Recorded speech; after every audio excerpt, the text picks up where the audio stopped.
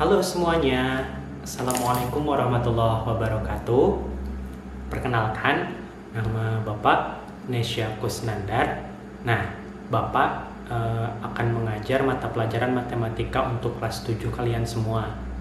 Dan Bapak buat video ini untuk memudahkan pembelajaran jarak jauh agar supaya kalian bisa belajar dari rumah ya. Nah, sebelum masuk materi, ada beberapa hal yang harus kalian siapkan terlebih dahulu. Pertama, yang paling pasti ya, alat tulis. Alat tulisnya kalian boleh pakai pensil atau pulpen juga tidak apa-apa. Kedua, yang pasti, buku tulis. Buku tulisnya kalian siapkan khusus untuk satu mata pelajaran ini, matematika ya. Kalian beri nama di sana, masukkan kelas dan mata pelajaran. Boleh di sampulnya, boleh di halaman pertamanya, tidak apa-apa. Buku ini nanti kalian gunakan untuk mencatat materi-materi dan untuk menjawab soal-soal yang Bapak akan sampaikan di video nanti ya. Dan buku ini akan terpakai untuk 1 tahun penuh, dan nanti setiap 2 minggu sekali kalian akan ke sekolah untuk mengumpulkan tugas. Dan untuk matematika, untuk 2 minggu sekali kalian harus wajib mengumpulkan buku tulis ini yang berisikan tugas-tugas dan materi-materi dari setiap video pembelajaran yang nanti kalian dapatkan dari Bapak ini. Oke? Ngerti ya? Sip. Kalau begitu, langsung kita masuk materi pertama. Materinya apa? Yuk, kita lihat. Oke, kita masuk materinya. Materi yang pertama untuk kelas 7 kita akan membahas tentang bilangan. Nah, sebenarnya yang kita bahas nanti itu adalah tentang bilangan bulat saja. Tapi pertama, kalian minimal harus mengenal beberapa jenis bilangan dulu, ya. Ada banyak sebenarnya jenis bilangan di matematika, tapi ini yang harus kalian tahu. Yang pertama, ada yang namanya bilangan asli. Bilangan asli itu adalah bilangan yang terdiri dari 1, 2, 3, 4, 5, dan seterusnya sampai tak terhingga. Lalu yang kedua, ada yang namanya bilangan cacah. Bilangan cacah apa sih Pak? Bilangan cacah itu sama seperti bilangan asli, tapi ada tambahan depannya itu angka 0. Ingat ya, 0, bukan kosong. Bilangan cacah itu terdiri dari 0, 1, 2, 3, 4, 5, dan seterusnya. Yang ketiga, ada bilangan pecahan. Kalian sudah pasti tahu, bilangan pecahan itu seperti ini bentuknya. Ada 1/2, 2/2, 3/2, dan lain-lain. Yang keempat, itu ada yang namanya bilangan desimal. Bilangan desimal apa sih Pak? Itu tuh yang bilangan yang ada ciri khas komanya. Contohnya 0,1, 3,2, 2,5, dan lain-lain, banyak ya. Dan yang terakhir adalah bilangan bulat. Nah, ini yang harus kita pelajari sekarang. Nah, ini dia bilangan bulat. Bilangan bulat itu berapa aja sih Pak angkanya? Bilangan bulat itu sudah pasti yang tengahnya ada 0. Nah, di sebelah angka 0 itu ada 1, 2, 3, dan seterusnya. Sampai 4, 5, 10, 1000, 2000, 3000, 400.000, dan tak terhingga.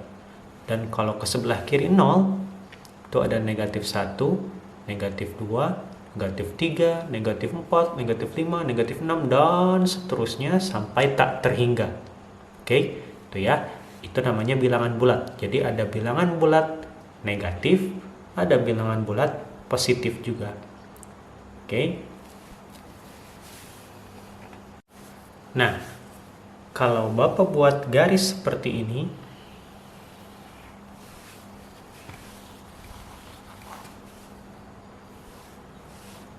kalau Bapak buat garis seperti ini namanya garis bilangan. Misalnya letak angka 0 ada di sini, maka dari angka 0 kalau bergerak ke arah sini, ini berarti bergerak ke arah kanan, maka di sebelah angka 0, karena di kanannya ada angka 1, lalu 2, 3, 4, 5, dan seterusnya. Lalu di sebelah sini itu berarti sebelah kiri. Sebelah kiri angka 0 ada berapa, Pak? Itu pasti ada negatif 1, negatif 2, negatif 3, negatif 4, dan seterusnya. Nah, ini disebut dengan garis bilangan. Garis bilangan ini harus kalian pahami sebelum kita masuk ke operasi bilangan bulat, karena di sana dasarnya adalah kalian harus menggunakan garis bilangan ini. Oke, ini namanya garis bilangan. Kalau di sebelah sini angka 0 itu berarti bergerak ke arah kanan. Kalau di sebelah sini angka 0 itu berarti bergerak ke sebelah kiri. Nah, berikutnya, setelah kalian tahu apa itu bilangan bulat, kita masuk ke operasi bilangan bulat. Operasi bilangan bulat itu ada 4. Kita bagi jadi 2 bagian saja. Yang pertama itu ada penjumlahan dan pengurangan. Dan yang kedua, perkalian dan pembagian. Dan untuk materi pertama hari ini, kita akan fokus di operasi bilangan bulat untuk penjumlahan dan pengurangan saja.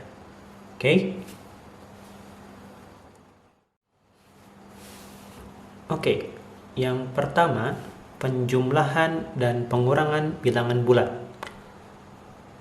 Kalau Bapak lebih mudahnya menganalogikan penjumlahan dan pengurangan itu seperti lomba lari.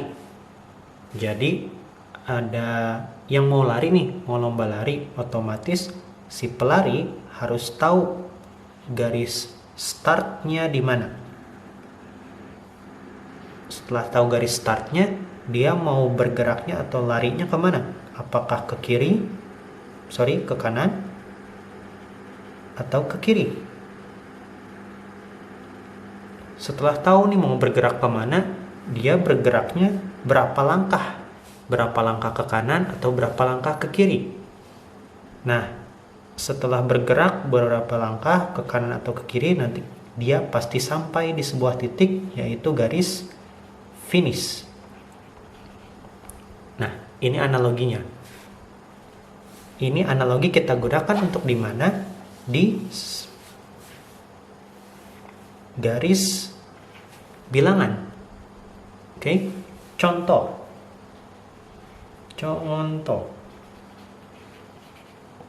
Ada penjumlahan yang mudah saja, yaitu 4 tambah 2. Itu hasilnya berapa sih, Pak? Kalian pasti bisa jawab. Hasilnya pasti 6. Nah, kalau kita pakai analogi tadi, itu gimana sih? Nah, analogi tadi berarti harus ada garis start. Nah, finishnya di mana? Untuk kasus yang ini, contohnya kita ambil bilangan pertama, yaitu 4. Ini sebagai startnya. Artinya kita mulai dari angka 4 pada garis bilangan. Angka 4 di mana sih, Pak? Angka 4 pasti ada di sini. 1, ini 2, 3, dan ini 4. Nah, ini dia garis startnya. Nah, dari garis start dia mau lari. Larinya bergeraknya ke kiri atau ke kanan? Kita lihat di sini. Karena ini merupakan penjumlahan, berarti jika penjumlahan itu pasti hasilnya kan sesuatu yang ditambah pasti makin besar. Kalau 0 tambah 1 pasti makin besar. Semakin besar pasti arahnya semakin ke kanan. Jadi kalau ditambah itu arahnya ke kanan. Nah, berarti dia bergerak ke kanan. Bergeraknya berapa langkah, Pak? Nah, lihat di sini.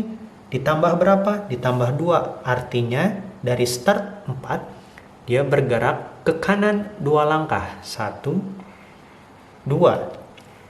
Nah, ini dia garis finishnya.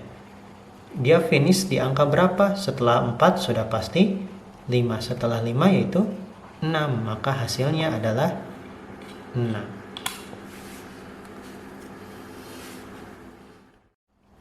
Nah, kalau tadi itu yang penjumlahan, kita coba yang pengurangan dengan penggunaan analogi yang sama.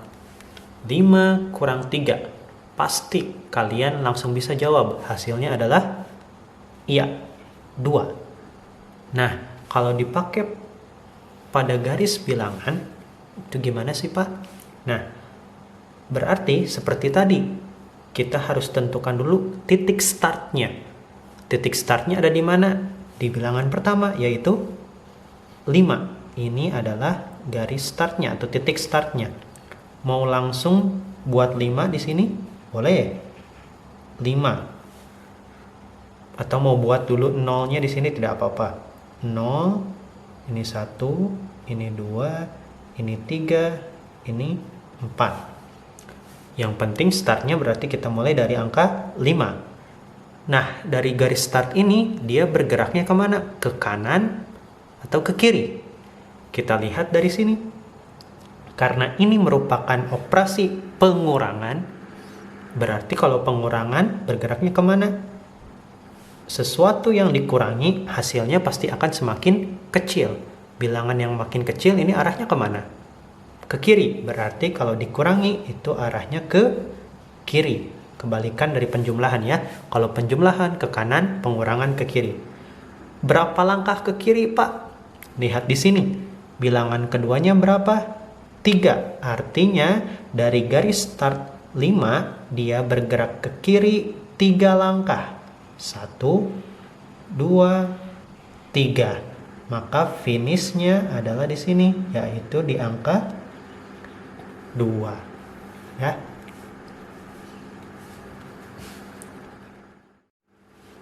Nah, berarti bisa kita simpulkan pada garis bilangan, berarti kalau dia merupakan penjumlahan, dia bergeraknya ke kanan. Kalau pengurangan, ke kiri. Oke. Nah, kenapa sih Pak harus pakai analogi segala? Kan penjumlahan pengurangannya mudah. Oke, yang tadi itu mudah. Tapi bagaimana kalau contoh soalnya seperti ini? Negatif 4 ditambah 3. Ini hasilnya berapa sih? Nah, kalian kan pasti berpikir 7 Pak, salah. 1 Pak, salah juga. Nah, bingung kan? Makanya kita pakai analogi yang tadi. Kita gunakan garis bilangan. Pertama, tentukan dulu startnya. Startnya tetap ada pada bilangan pertama, yaitu negatif 4. Ingat ya, negatif 4, bukan 4. Ini startnya. Berarti kalau di sini kita letakkan angka 0, negatif 4 itu ada di mana sih? Di sebelah sini ya. Berarti ada di kiri 0. Ini negatif 1, ini negatif 2, ini negatif 3, ini negatif 4. Nah, temu nih, startnya negatif 4. Lalu dari start ini kita bergerak kemana? Ke kanan atau ke kiri? Lihat di sini, ini merupakan penjumlahan. Artinya kalau penjumlahan kita bergerak ke kanan. Berarti dari negatif 4 bergerak ke kanan. Berapa langkah bergeraknya? Lihat bilangan kedua, 3. Artinya dari negatif 4 kita bergerak ke kanan sebanyak 3 langkah. 1, 2, 3. Maka inilah finishnya negatif 1 atau hasilnya. Artinya negatif 4 tambah 3 itu hasilnya negatif 1.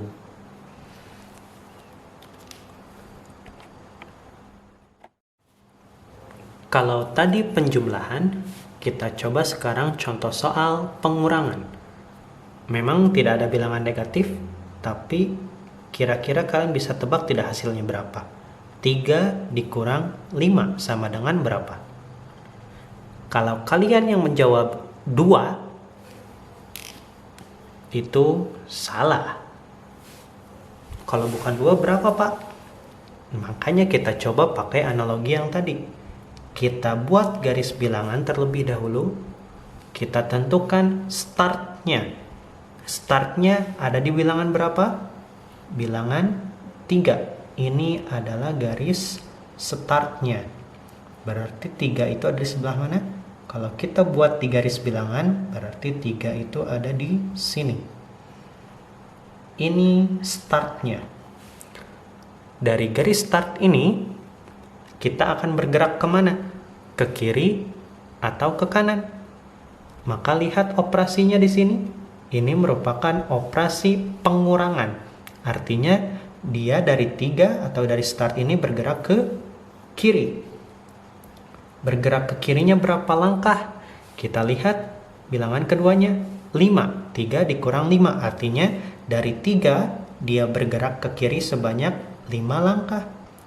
1, 2, 3, 4, 5. Dan inilah finishnya. Nah, ini berapa sih finishnya, Pak? Ada di bilangan berapa? Kalau di kanan 0 ada 1, di kiri 0 ada berapa? Ini ada negatif 1. Setelah negatif 1, negatif 2. Maka hasil dari 3 dikurang 5 itu bukan 2, tapi sama dengan negatif 2.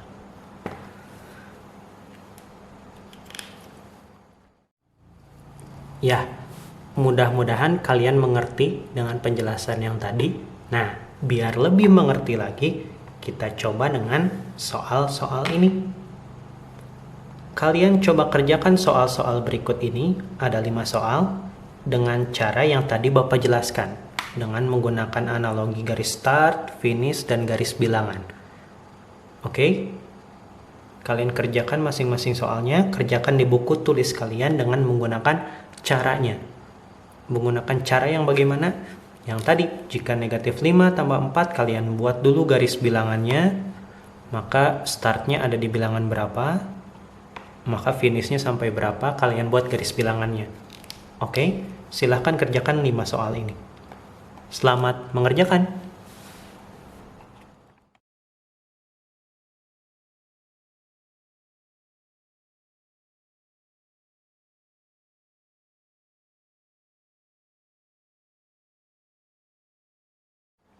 Oke, cukup sekian dulu untuk pembelajaran hari ini.